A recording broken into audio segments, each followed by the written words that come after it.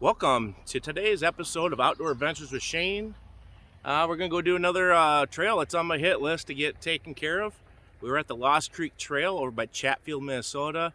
It's 5 miles. That is mostly on private property. Looks pretty cool trail. I think it's about elevation gain difference of 250 feet. They have a website. I could probably post that later down below. But it goes in through some woods, got some prairie walking, and I don't know, we'll see what it's all looks like. And see you at the end.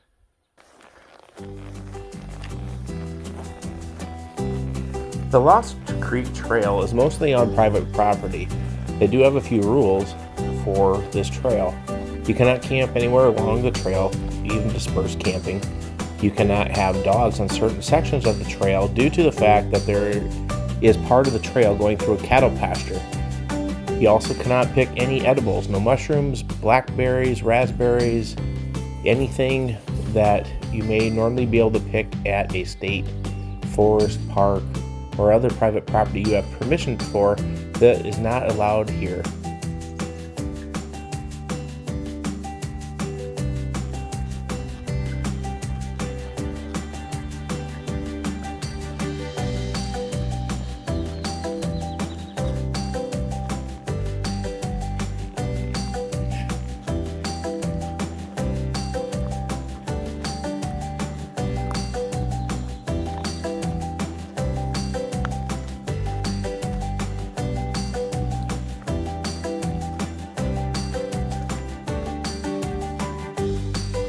Nice, even got some switchbacks going downhill.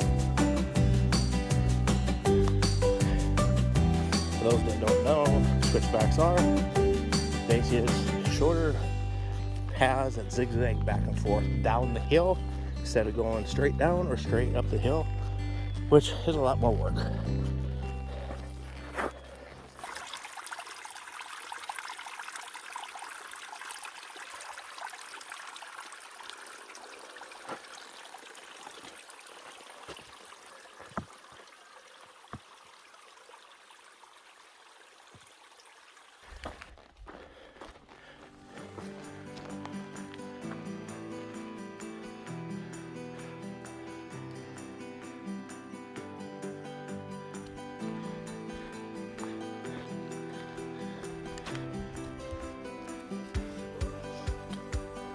One of the goals of today's hike is to come over here in the Bluff Country to find a trail that's got some elevation gain and loss. So that way, Sam and I, we got our bigger backpacks on, overnighters. We're training for a trip up the Spear Hiking Trail middle of July. We're going to go from the 270 overlook, which is at the Canada United States border, and we're gonna go down to Grand Marais, which would be a total of 55 miles. So, time to get our trail legs on, get stretched out, and start preparing for a pretty epic battle. Epic trip. Who knows what's gonna be like. There's not many people do that section. It could be overgrown. I hear people lose the trail a little bit once in a while, so with that and water shortages due to the drought, it could be epic.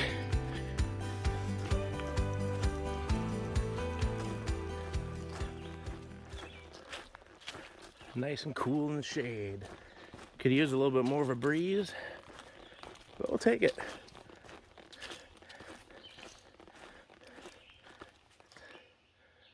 Just be able to sit here and listen to the birds. Very, very peaceful.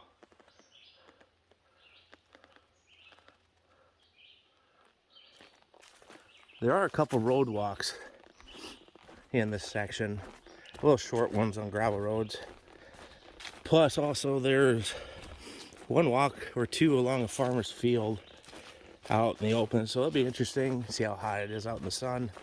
Car said about 82 degrees once we got to Chatfield, so good training, good sweat workout.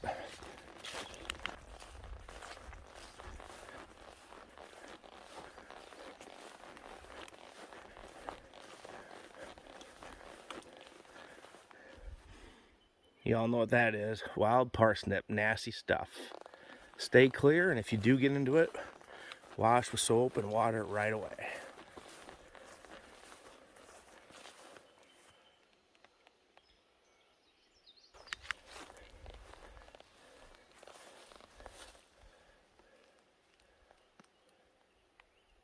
There's a little bit of water down in there.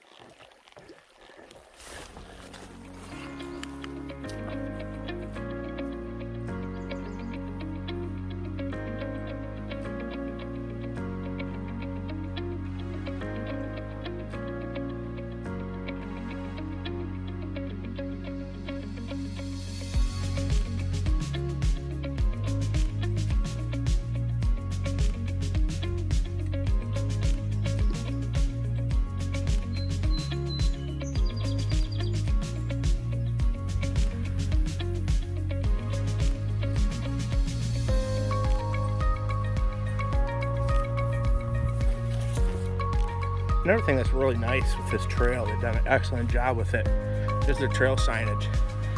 We got a big fork in the road here, but they got all these arrow signs. White arrows to Chatfield. The blue ones are to the 9-bar trailhead. So not only do they have them at the corners, they also follow it up right away with another sign. Pretty nice, well planned. Plus, so far, besides the switchbacks going up and down, all the trails been mowed really nice.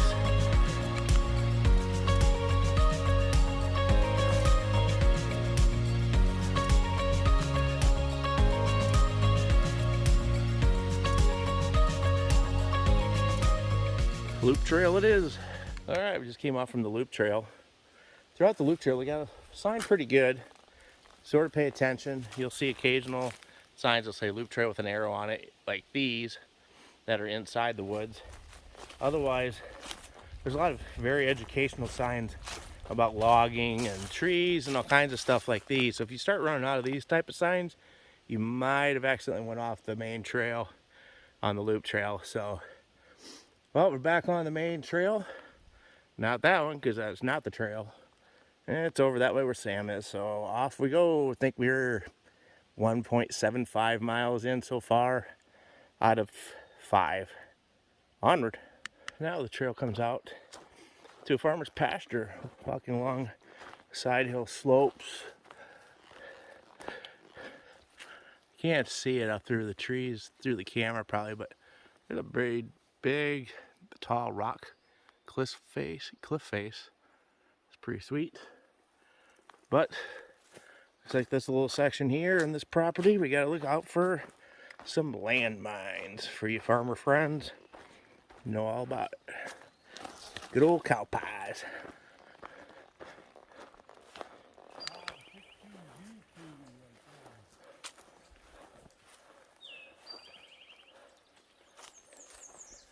A little bit of an overlook across the Lost Creek Valley. Beautiful day.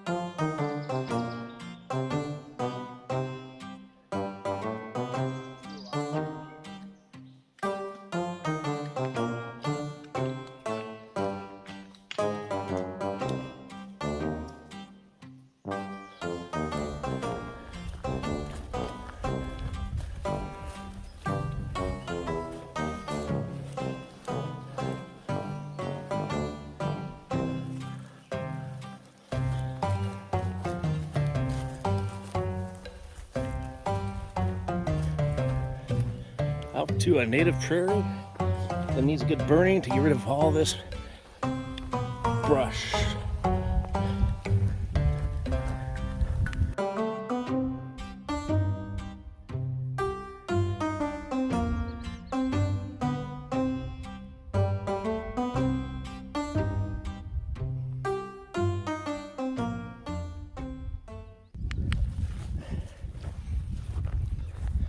Well, on this trail, unfortunately, there's 3 roadwalks. This one's a short little gravel one. I'm batting up on that fence line. We'll pop back in, then go through that woods a little bit, pop out to the next gravel road. That one's just a little bit longer, and then another woods, and back in onto the blacktop, which that's gonna suck on the knees, but that one's probably 3/4 of a mile walk. So it is what it is, but can't complain. This is one heck of a nice trail. We like it.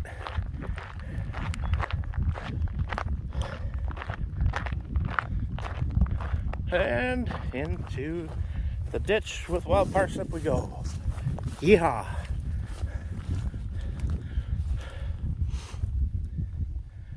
Thank you to Eugene and Dorothy for allowing us to go on your property. Can't wait to see what your section all has in store for us.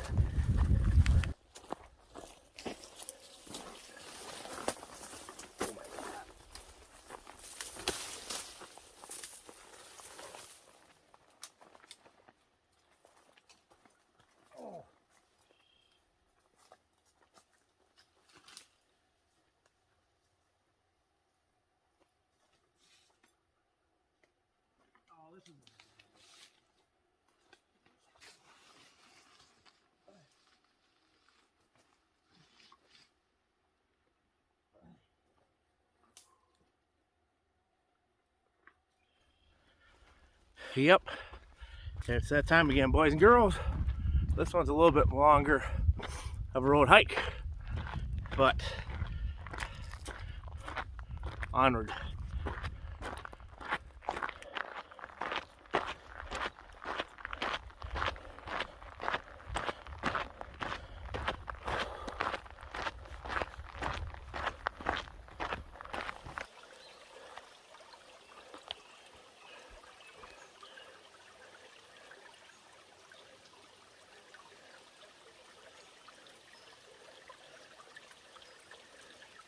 Sign says it's Decorah Shale Edge.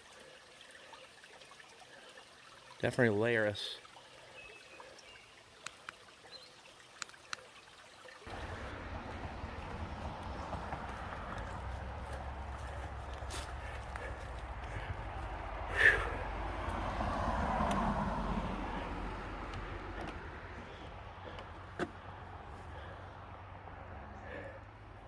Yeehaw!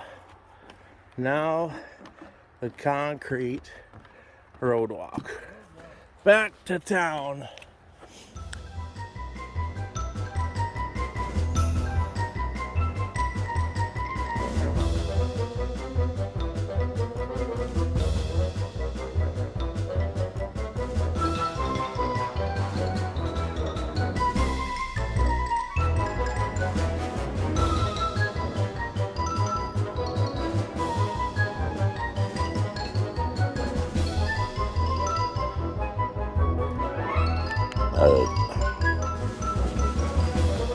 Hey, by chance I ever tell you how much road walks suck?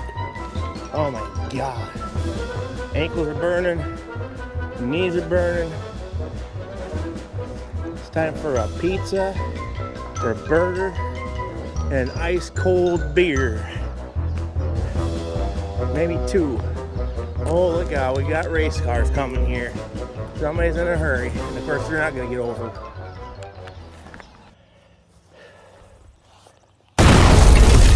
Finally, back to the car. All right, we made it. Sam says it's 7.75. Holly says we did it in 4 hours and a bunch of minutes and seconds. I believe it. Beautiful trail. Not really much to complain about. Well marked. Gotta love it. Definitely will come back and do it again in the fall. It'll be beautiful, seeing all the fall colors and such. And it's time for a pizza, burger, and a beer, or Diet Coke. Well, as always, live life. Don't live in fear, or you're gonna miss it. See you on the next one.